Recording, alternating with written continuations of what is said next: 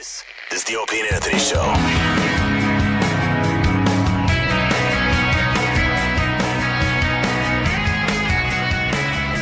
All right. Jimmy still hasn't gotten a picture with Metallica.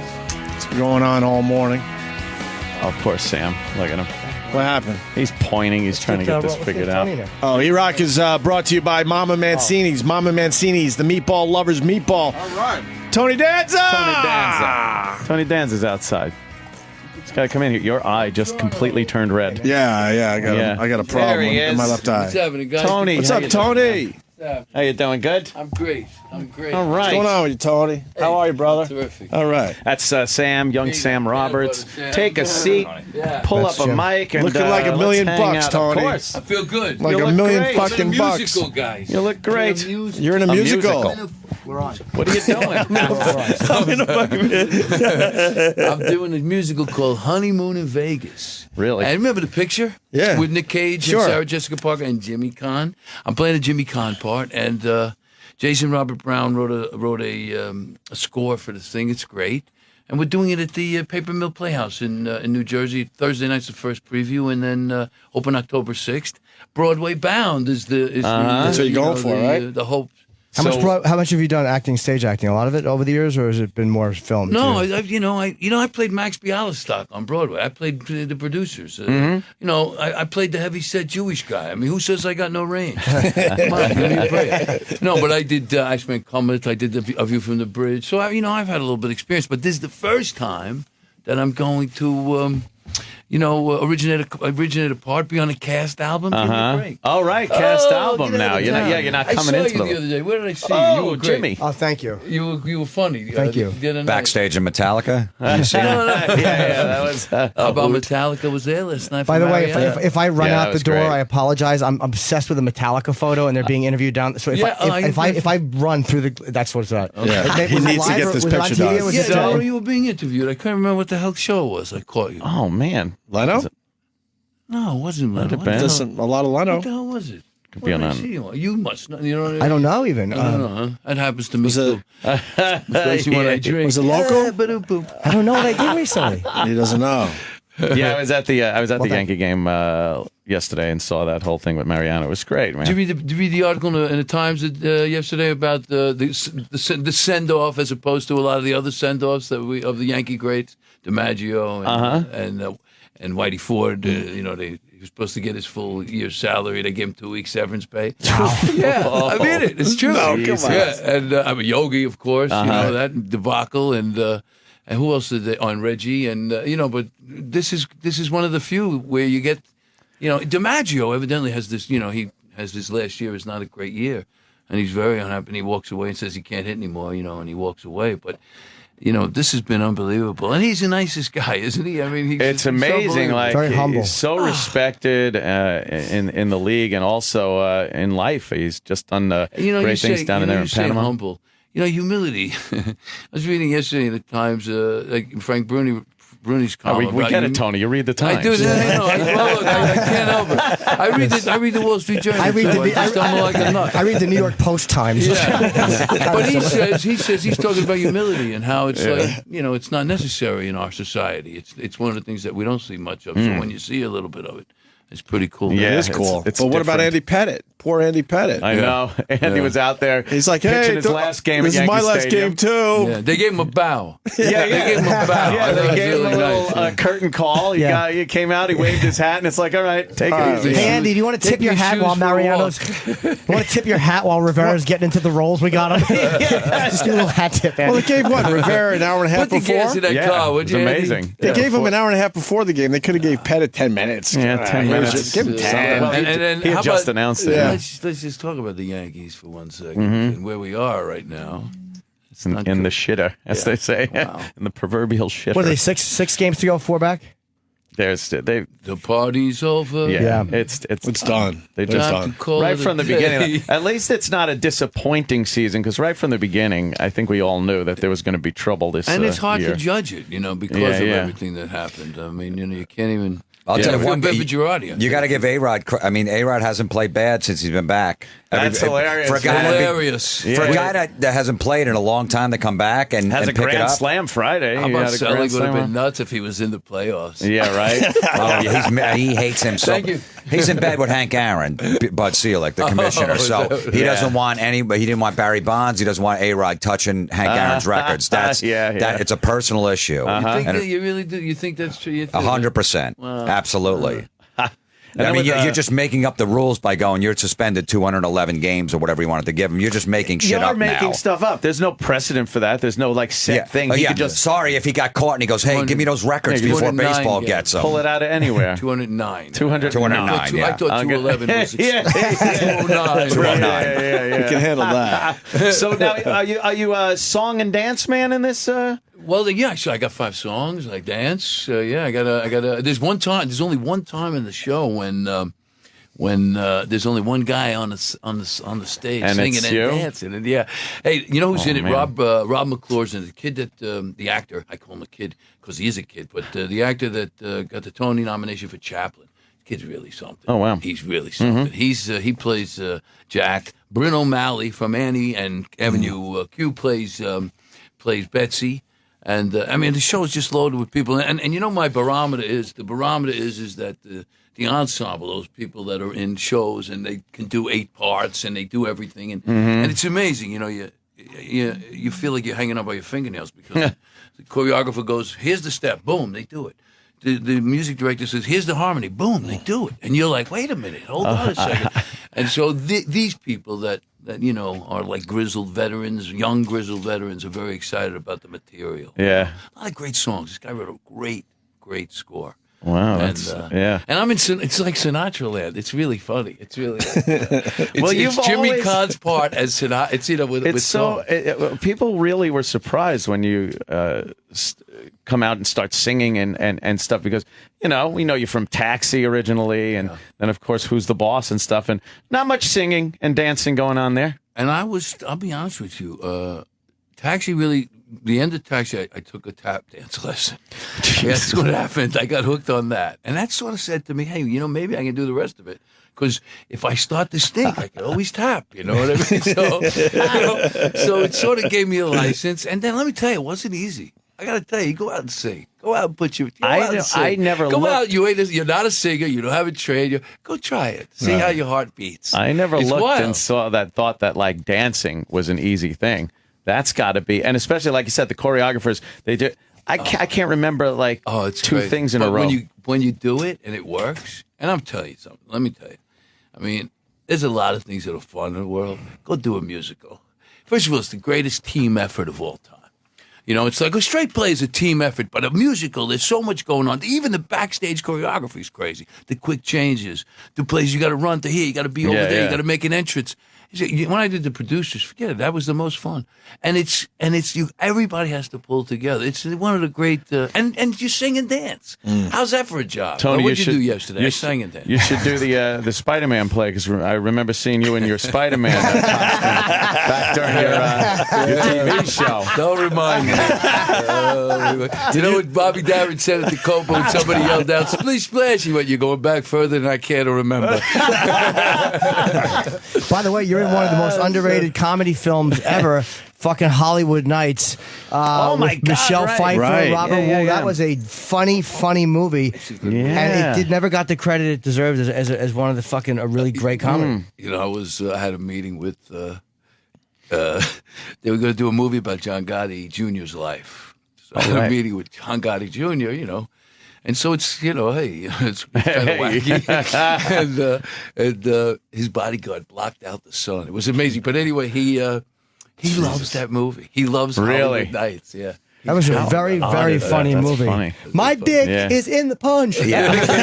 Made me laugh. Robert Wu was great. And that was a really funny movie. He farts volare. Oh, yeah. When he's the one-armed violinist and he drops the thing and his finger comes through like he caught it with his cock. It fucking made me howl, that movie. Yeah. Floyd Mutrux. Floyd Mutrux was the director. Wow. Who else is in that? Going back. Bill Tennant.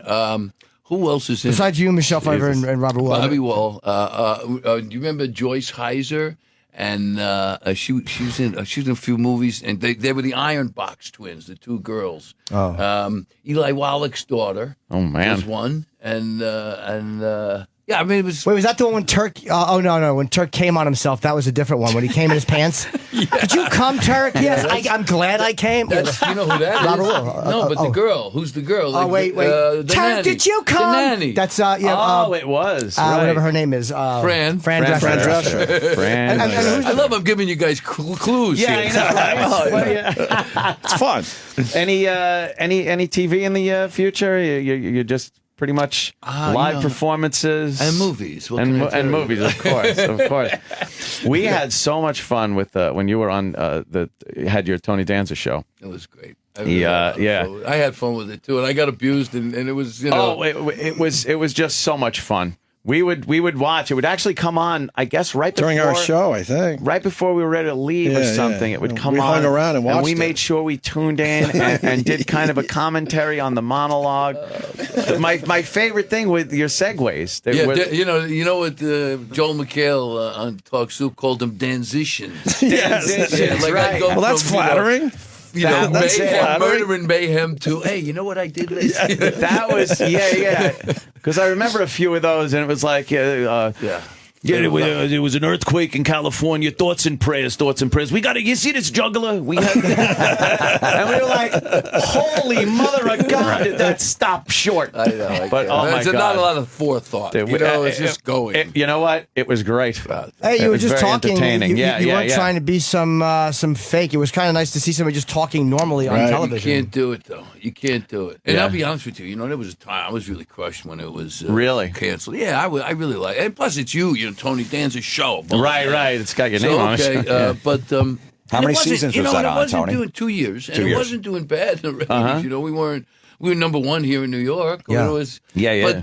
But now, so I'm out doing. When I was out for my book, I was out and I'm going to all these stations. I mean these shows, and it's like, wait a minute. It's so trivia. It's like, okay, this day in history. Okay, this day in history. What is it? In 2002, Mariah Carey had a hit with, and I'm like, what are you kidding me? What happened to the Hindenburg? You know, it's just it's so. I would be out of my mind. If There's I a had million to of them, just- too. Everyone's doing a And talk you show have to now. just do these people, Yes. Right. Yeah. and make it important. you know? Right. Make Like, it you know, entertaining, What do you think important, is serious, fun. Snooki? You know, it's not. Yeah. And I mean, I not that they're. It's just that that's It's not something your you want to thing do. right now. You know. Taxi, Yeah. dude. Taxi's one of the greatest shows ever. You know, I tell you something. It's about one of the great, and you could still watch it. Let me That's tell you what hell happened. yeah. watchability. So my son has a son, my grandson, right? His name's Nick. He's got two, but his name's Nick. And he's just about to turn 8 when I was out there. And when Mark was just about to turn 8, my son, he did 2 episodes of Taxi. He's got big shows. He plays a kid in a wheelchair, and he plays another time plays his kid I adopt. Oh, and then he chooses to go with the other rich guy. man. Yes, Yeah. yes. But the one in the wheelchair, he writes a letter. He's a crippled kid in a hospital. He's having operations. He writes to a fighter. Ando Muniz played a great fighter, and he comes out of retirement. This guy comes out of retirement to fight for this kid. And who does he choose to fight? Tony Panther. And the only time Tony Panther wins a fight is when he beats this kid. Beats the guy that was. And Louis says, you know, breaking the heart of ruining the comeback chances of America's greatest champion and breaking the heart of a little crippled kid all in one day. I bet you're excited. So the kid, one of my favorite lines with my son, he was so great. I'm not kidding. He never acted. He just did it. And he's 7. You know, he's like, it's unbelievable. Yeah. And they were like, Taxi was tough. You missed a joke. You got to get it. You know, there's no fooling around. He had a great line. He said, you beat my fighter. You know how hard it is to get a fighter to come to the hospital? We keep getting singers. Yeah. So I showed my grandson, his father. I brought the discs, and I brought all of them, and I showed him the episodes. That's cool. And he gets hypnotized. First of all, watching your grandson watch your son It was a lot. That it was is heavy. really too much. strange. Metallica? Yeah. But anyway,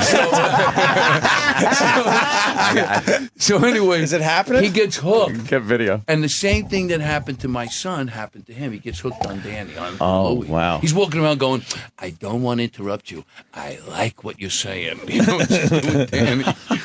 Oh, it's amazing. What's your thoughts on Andy Kaufman? Did you like him? Not at first. We've heard over the years. I thought he was a pain in the ass. Yeah, you know, we've we heard were all a team, and he was meditating in his car. He didn't rehearse. You know, and he was never there all week. We had a guy who did him. Are you We rehearsed kidding with me? a guy who did him. Yeah. How did he get away with that? He was Andy Kaufman. He came Tuesday. But you guys- He came Tuesday for the run through and Friday for the show. And you know what? Wow, Never made that a would piss- mistake. Never made a mistake. And in the gag reel, if you have a gag reel at the end of the year, he wouldn't be in the gag reel because he never made a mistake. How would he do? How Yeah. would he know what to say? No, he knew he was. And then I really got to like him. I mean, we had a lot of fun. And then once you knew what he was up to, he just wanted you to wonder, you know, what was going. What you know, was that on the level? You know, and he's so ahead of his time if you think about it. Wrestling and he just he really is like the forerunner of what a lot of people are doing now. You know, it's really at the time when he took us all for milk and cookies after one of his Right, shows. yeah. You know, or the wrestling was unbelievable. He used to do, you know, Andy didn't look like much of an athlete, but he wasn't. He was a little bit. And what he would do when he did that wrestling is he'd pick the biggest girl, and he'd aggravate her to the point where she wanted to kill him. And then he would, in the thing, make her think she could physically. And then when she really tried, because she thought she could get him, he'd get her. And he'd crush her. They'd crush her. And then he'd get up and, like, stomp on her, fake stomp on her, and say, get back in and kiss her and take your shoes off. You know, But it's brilliant because if you think about it, he makes it look like she's kicking his ass before he turns on her. He makes her think right. she can win. She has a chance. And that means you go all out. Oh, and when my you go all God. out and then get beat, you're humiliated. Oh man, that's brutal. It was brutal. He was brutal. And the movie. The movie doesn't do I didn't like justice the to that. movie. It doesn't do it, and it doesn't do justice. There's a lot of no humor, but it Yeah, doesn't do justice to that day on the set when he decides when they fire him. And he comes with these two hookers, and he brings them in, and he says, I rewrote the script, and in my version, these girls are going to sit on my lap during the whole show. and he brought these little, remember those little stuffed animal dogs with the wire and you push one button, yeah, it barks, it sits another up button, and barks, and yeah. it rolls over. Yeah. Well, he brought everybody those. So these things are running around, these things are barking on the set. This is the surreal situation. He's in orange brocade, by the way. He's in orange brocade. And what happened is that he had made a deal with Ed Weinberger. Ed was one of the producers. He said, you can fire me. Because Ed told him, look, it's not working. He was trying to play a guy, he was like he's playing Louis' brother, but he was being Tony Clifton playing Louis' brother. Right. And it was horrible. And they went out and hired Richie Ferrangi, $150. That's how he said 150. I bet $150. But anyway, so he made a deal. But you got to fire me in front of people. You got to fire me in front of everybody. So that when the run-through was time for the run-through, people started showing up. The bleachers started filling up. I said, what the hell's going on? Shit. And he comes in and he does this day with the girls and the dogs and everything else. And Ed goes over and says, Andy, Tony, because you couldn't call him Andy. Andy was late. This guy was early. Andy didn't like to rehearse. This guy wanted to rehearse first thing in the morning. He had his own contract. Twisted. It's funny unless you're part of this whole thing. Yeah, you got to deal with it. So here's how it goes. I know. And wait a minute. We were sworn. We had to say. We couldn't say it. Wow. We couldn't go, I cut the baloney. We had to say, yeah, okay, Tony, or whatever. We had to deal with him as Tony Clifton.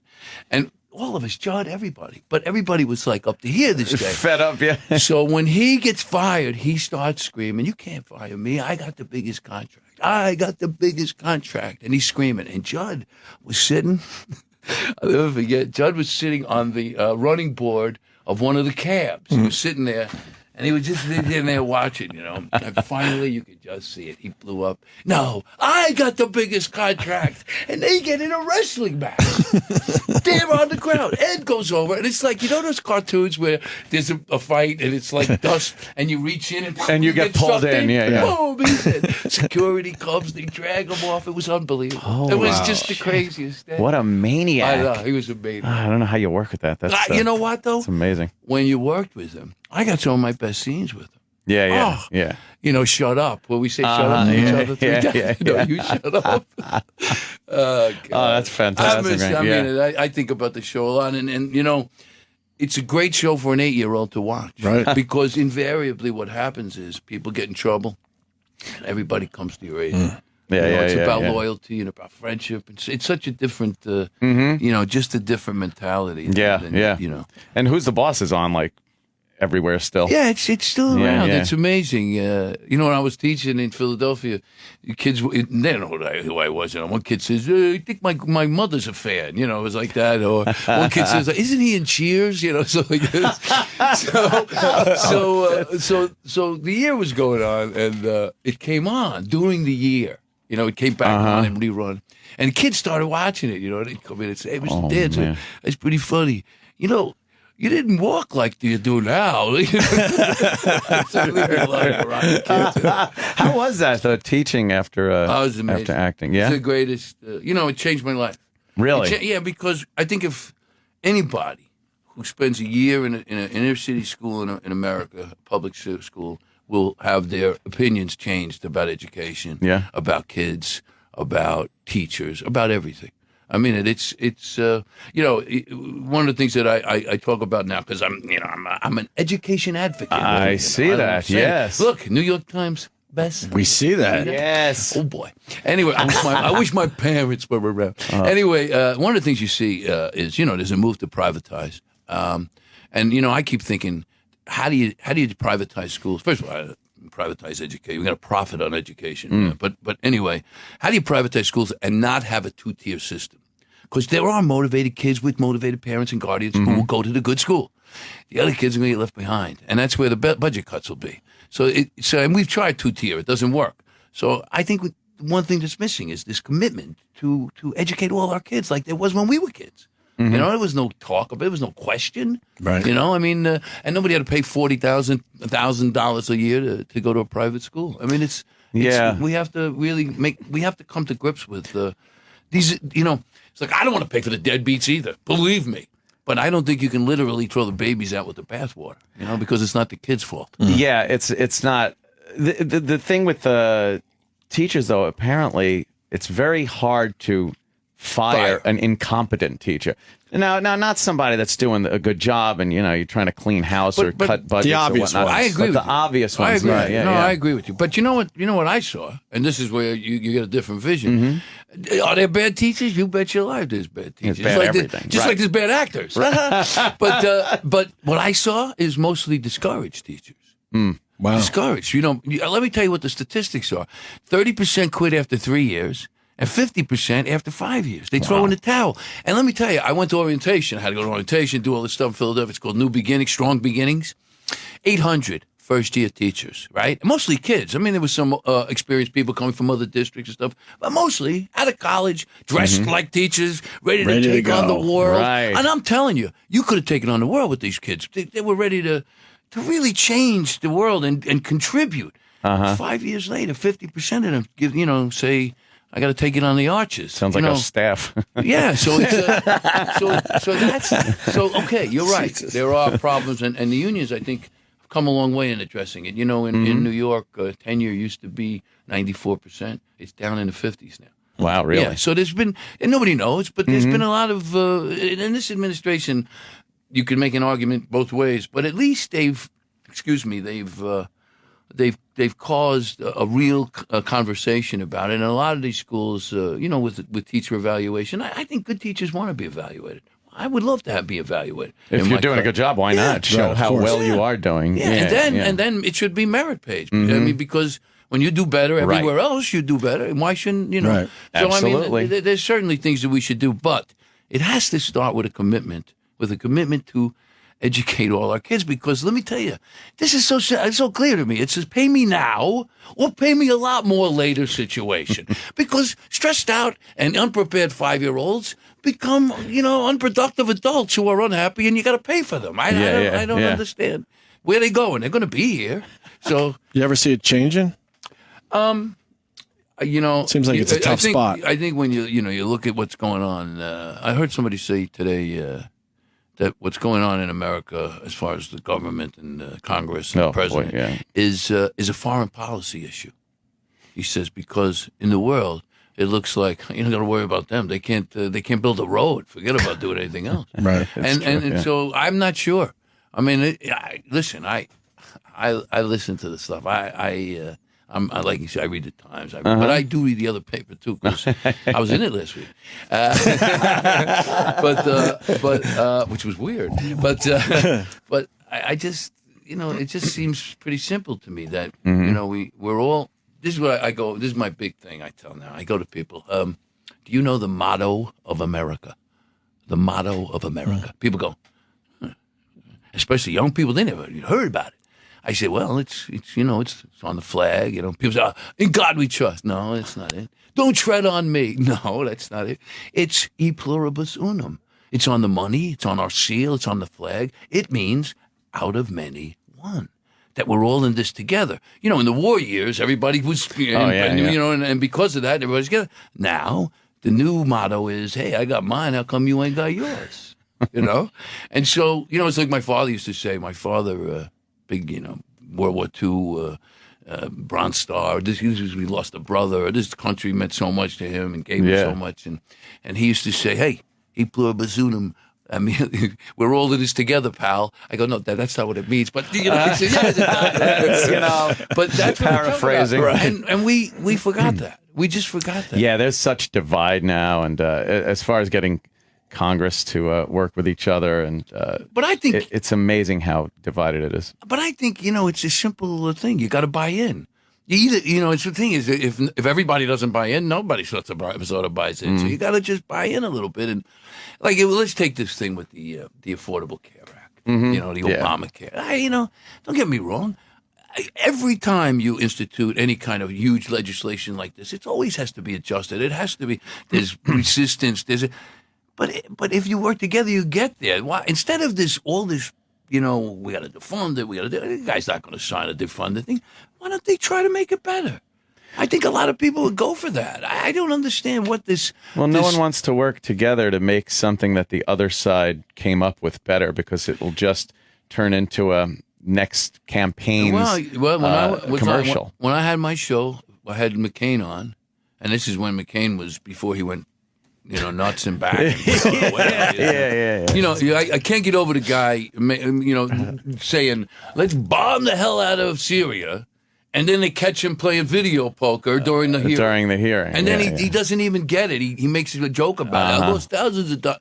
But when he was on my show, and this is, like I said, back when I really was fond of him, I said, and he was there to promote his book, and I started sneaking a question. So I said, hey, Senator Kane, before we start on the book, just with all due respect, does party trump country? And he looked at me like, hey, man, I'm here for your book. My book. But he would, Great question, by the way. But he wouldn't answer. Of course not. But that's what you're saying. You're saying, somebody's going to use it in a campaign ad. Exactly. They absolutely will. And that's a problem. Well, noblesse oblige. Remember noblesse oblige? Years ago, it seemed like more politicians were more apt to do what was best for the country as opposed to coming up with the next campaign ad for what they're doing or not doing. You think it has a lot to do with the money? The money in the system, because you can just... did you see... Did you see that Obamacare ad? I mean, the anti-Obamacare ad with the girl on the table? No, I haven't seen that. I don't believe you two guys haven't seen this one. There's two of them. So there's like an $800,000 buy to discourage young people, millennials, from signing up. This girl goes to the gynecologist, and she's talking to the gynecologist, and the gynecologist walks in. She gets in the stirrup. She's on the table. Jesus. And all of a sudden, a giant monster, Uncle Sam, comes up between her legs. He's like lurking, looking around, and then when he goes away, he's got the force, he's got the spreader. This is the craziest thing. Shit. And you know what? Effective. that's what I would I'm assume. saying. Yeah. I That's guess what that's I'm not being played on. They're saying Tony's got to go. Oh, you're a busy man. We could talk to you all Hey, day. my movie. Yes. I mean, before we go, the movie's Friday night. Yep. It's terrific. Joe did an unbelievable job. It has something to say, and it makes you laugh. Don John. And it's so Don brave. John. What do you Yep. see what this kid did? It's wild. Yeah, I saw. He was like, he wrote it and directed it. He wrote it, and let me tell you, he wrote stars a in great it. script because it has something to say. It's funny. It captures a moment of the culture. You know, I was thinking it's up against Rush. And everybody, I think about being a race car driver, but I never did it. A lot of guys have driven their computers. All right, hey, let's see you later. Tony, Go thanks see the so movie. much. Tony man. Danza, everyone. Absolutely. Thanks, Tony. Really so much. Pleasure. Come back and see us. Really. Absolutely. Come back and see us, will you? Really all right. great. Thanks, Good luck. Tony. And the families are okay. We're all good, brother. yeah. Sorry, Everyone's I didn't good. even ask. All right. All right, guys. All right. Bye. Take it easy, man. My coffee. Oh, don't forget your coffee. And my book. Yes. We'll plug And the hell show, out of the it. musical. And My the God. musical. Tony's busy. Tony Mooney's Tony Tony Danza's busy. Look, who's there? Frankie. Hey! Frank Sinatra. Huh? Good luck. All right. Tony. He's full of energy. I got to say that. We see him at the gym. Do you? Oh my God. He just I Yeah. don't know. Yeah. Does he? Is he like? People can't get reps in. Why He is that? works the entire room. Oh, really? I wanted to ask him. He went to. I wanted to ask him if it was a goof. He was trying to be the mayor. I don't know how- you're right. Oh, that's right. Yeah. Open that door. Yeah. Oh, shit. Hold on. Tony. Yeah. Weren't you running for mayor? I was just telling Anthony. I'm on the air. I opened my mouth on a red carpet. You're on the air still, by the way. Yeah, I know. Okay. I opened We're my, not trying my to catch mouth you. on like it means anything. You kid, it doesn't matter. Right. I opened my mouth on a red carpet that I would that I think I could be a force for a good thing for the Right. city. And I'm in that stage of my life where I'd like to give it a shot. But Sure. In the end, I thought about it. I don't think I could stand the scrutiny. It's just being crucified. All right. All right, Tony. See you Tony, later. thanks, man. Oh, see, he's downplaying it. In the gym, he was all about it. Was had he a whole selling it? Oh, boy, was Yeah? he selling. I would do this and this. And this. Listen, my fellow New Right. Yorkers. And there's guys that just want to get a couple reps in, Yeah. but they feel like they can't do reps while he's talking about being mayor. Let me fucking do it.